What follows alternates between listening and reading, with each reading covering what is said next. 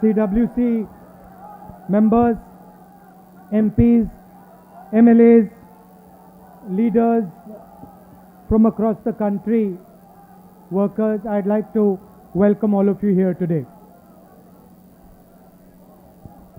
नमस्कार, कैसे हैं आप?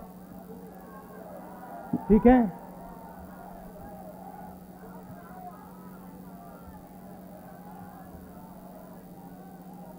तो मुझे कुछ दिन पहले ईडी ऑफिस में बुलाया गया। अच्छा भैया शांत हो जाएं। कुछ दिन पहले मुझे ईडी ऑफिस में बुलाया गया। छोटा सा कमरा था, 12 फुट बाय 12 फुट मान लो। बीच में मेज थी, कंप्यूटर था, 3 ईडी के ऑफिसर बैठे थे, एक बाहर खड़ा था और मैं उनके साथ कमरे में बैठा। पहले दिन 11 बजे पहुंचा।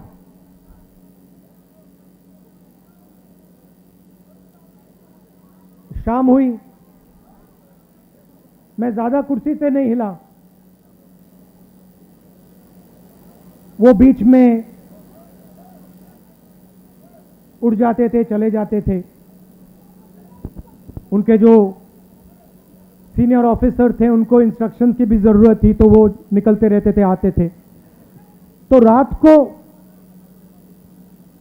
10:30 बजे मुझे कहते हैं, राहुल जी एक बात आप हमें बताइए, आप यहां सुबह से बैठे हैं, आप कुर्सी से उठते नहीं हैं,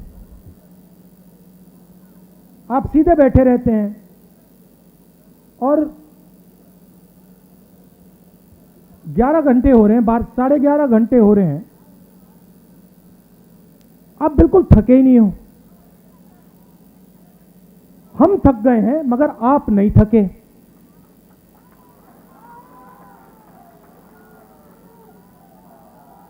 ये उन्होंने पूछा, आपका सीक्रेट क्या है?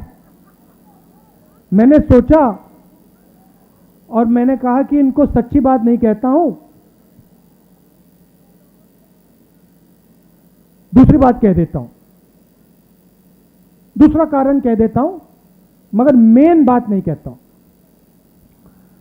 मैंने कहा कि मैं विपासना करता हूं, उसमें बैठना पड़ता है, तो आदत लग गई है, मुझे कोई प्रॉब्लम नहीं, 6, 7, 8, 10 घंटे बैठा दो, मुझे कोई फर्क नहीं पड़ता। तो फिर उन्होंने मुझे पूछा, विपासना के बारे में पूछा, मगर सच बात तो मैंने उनको नहीं बताई। आप जानते हो सच बात क्या है? सच बात यह है कि उस कमरे में राहुल गांधी अकेला नहीं बैठा था। उस कमरे में राहुल गांधी के साथ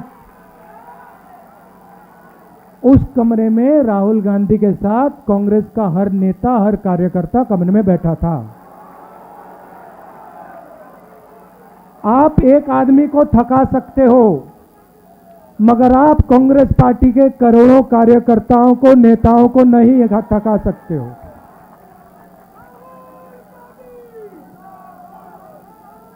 और सिर्फ कांग्रेस पार्टी के नेता, कार्यकर्ता उस कमरे में नहीं थे। उस कमरे में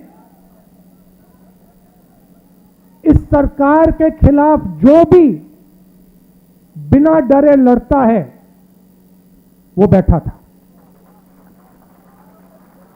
ठीक है, उन व्यक्तियों को स्पेशल इनविटेशन ईडी ने नहीं दिया, मगर उस कमरे के अंदर जो भी हिंदुस्तान के लोकतंत्र के लिए लड़ रहे हैं वो सब के सब मेरे साथ बैठे हुए थे। तो थकूंगा कैसे? अच्छा, फिर 3, 4, 5 दिन हुए। आखिरी दिन कहते, राहुल जी आपने इतनी पेशेंटली सवाल के जवाब दिए, हर सवाल को आपने सुना, आपने जवाब दिया, फिर आपने चेक किया, तो इतनी पेशेंस आप में से आपको कहां से मिल गई? मैंने कहा भैया ये तो मैं आपको नहीं बता सकता। वो पहले आपने थकान की बात पूछी, मैंने विपासना बोल दिया, मैं पेशेंस का नहीं कह सकता आपको। आप जानते हो पेशेंस कहां से आई? कह देना था, कांग्रेस पार्टी में 2004 से काम कर रहा हूं।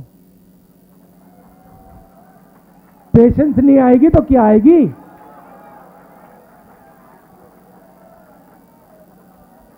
इस बात को कांग्रेस पार्टी का हर नेता समझता है। देखो बैठे हुए हैं, सचिन पायलट जी बैठे हुए हैं, सब बैठे हुए हैं, मैं बैठा हूं। तो ये जो हमारी पार्टी है, संगठन है, सिद्धरमैया जी भी बैठे हुए हैं, रणदीप, सब बैठे हुए हैं, पेशेंटली बैठे हुए हैं, प्यार से बैठे हुए हैं। तो ये जो हमारी पार्टी है, ये हमें थकने नहीं देती है, और ये हमें रोज पेशेंस सिखाती है, और इसी से हमें स्ट्रेंथ आती है, इसी से हम लड़ते हैं। उधर पेशेंस की कोई जरूरत नहीं, उधर बस हाथ जोड़ दो, मत्था टेक दो, सच्चाई मत बोलो, काम हो जाएगा।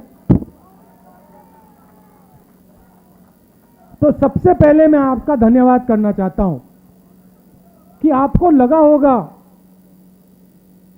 कि राहुल गांधी 5 दिन 3-4 ईडी ऑफिसरों के साथ अकेला बैठा है।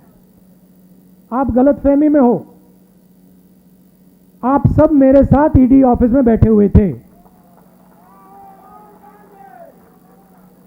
और आपने अपनी शक्ति मुझे दी, इसीलिए ईडी शीडी कुछ नहीं, कुछ फर्क नहीं पड़ता।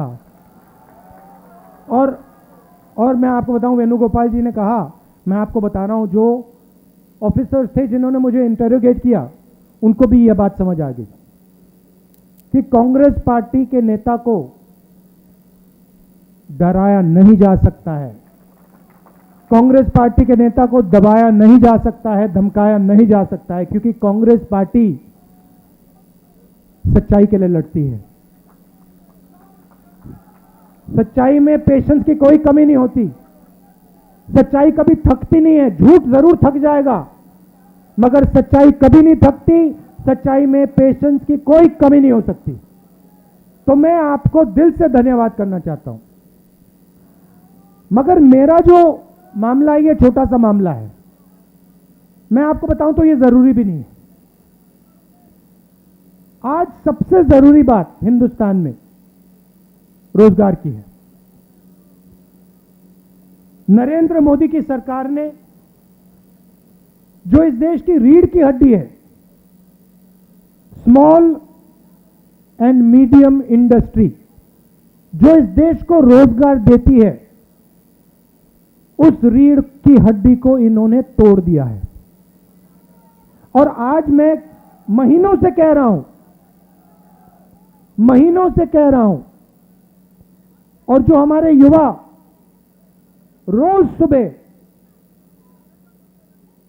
हर रोज सुबह दौड़ते हैं, आर्मी में, नेवी में, एयरफोर्स में, फोर्सेस में भर्ती होने के लिए दौड़ते हैं, उनसे मैं कह रहा हूं कि हिंदुस्तान के प्रधानमंत्री ने इस देश की रीढ़ की हड्डी को तोड़ दिया है, और यह देश अपने युवाओं को अब रोजगार नहीं दे पाएगा। चाहे सरकार कुछ भी कर ले, यह देश अब अपने युवाओं को रोजगार नहीं दे पाएगा। 2-3 बड़े उद्योगपतियों को नरेंद्र मोदी जी ने देश पकड़ा दिया है।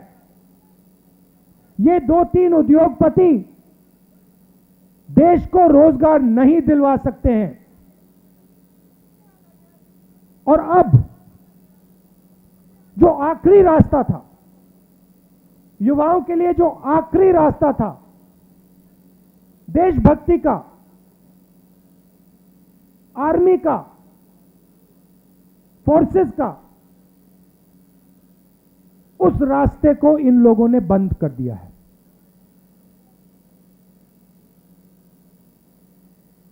वन रैंक वन पेंशन की बात करते थे,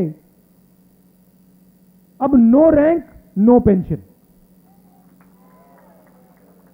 अब आप दौड़ो, सुबह सुबह दौड़ो, आर्मी में भर्ती हो और फिर घर जाओ। और याद रखना, जब आप घर जाओगे, मैं गारंटी करके कह रहा हूं, जब आप घर जाओगे, आर्मी के बाद घर जाओगे, आपको कोई रोजगार नहीं मिलने वाला है, कोई रोजगार नहीं मिलने वाला है। दूसरी तरफ आज चाइना की सेना हिंदुस्तान की धरती में बैठी हुई है। 1000 स्क्वायर किलोमीटर से ज्यादा जमीन चाइना की सेना ने हमसे छीनी है। यह सच्चाई है, इस बात को हिंदुस्तान की सरकार ने एक्सेप्ट किया है। सेना को मजबूत करना चाहिए और सरकार सेना को कमजोर कर रही है, और इसका नतीजा आएगा। जब युद्ध होगा तब इसका नतीजा आएगा।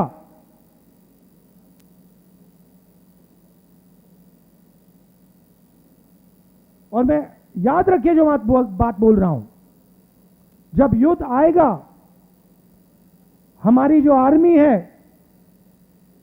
उसको कमजोर कर रहे हैं ये लोग। देश का नुकसान होगा, और ये लोग अपने आप को नेशनलिस्ट कहते हैं। तो ईडी का मामला छोटा सा मामला है, उसको छोड़िए। सबसे जरूरी मामला, सबसे जरूरी बात, ये जो हमारे युवा हैं, जो हर रोज, ये देशभक्ति के एक चिन्ह है, हर प्रदेश में ये सुबह 4 बजे दौड़ते हैं, इनके भविष्य की रक्षा करना हमारा काम है, हमारा फर्ज, ये हमें करना है। और हमने कहा है, देखिए, किसानों के बारे में मैंने कहा था, मोदी जी को ये बिल वापस लेने पड़ेंगे, कहा था ना मैंने, लिया ना वापस। अब कांग्रेस पार्टी कह रही है नरेंद्र मोदी जी को ये जो नया अग्निपथ का स्कीम है इसको वापस लेना पड़ेगा। और हिंदुस्तान का हर युवा हमारे साथ इस काम में खड़ा मिलेगा, क्योंकि हिंदुस्तान का युवा जानता है कि सच्ची देशभक्ति सेना को मजबूत करने की होती है, सेना को कमजोर करने की नहीं होती है। आपने मुझे इतनी शक्ति दी, मैंने बोला आपको कि पिछले 5 दिन आप सब मेरे साथ ईडी में बैठे थे, सबके सब, हर एक कार्यकर्ता, हर एक नेता, सबके साथ आप मेरे साथ बैठे हुए थे। आपने मेरी मदद की, आपने मुझे अपना प्यार दिया, इसके लिए मैं आपको दिल से धन्यवाद करना चाहता हूं। और एक साथ मिलकर ये जो नया धोखा किया है नरेंद्र मोदी जी ने सेना के साथ, देश के साथ, इसको हम रद्द करवाएंगे। आप सबका फिर से बहुत बहुत धन्यवाद। नमस्कार।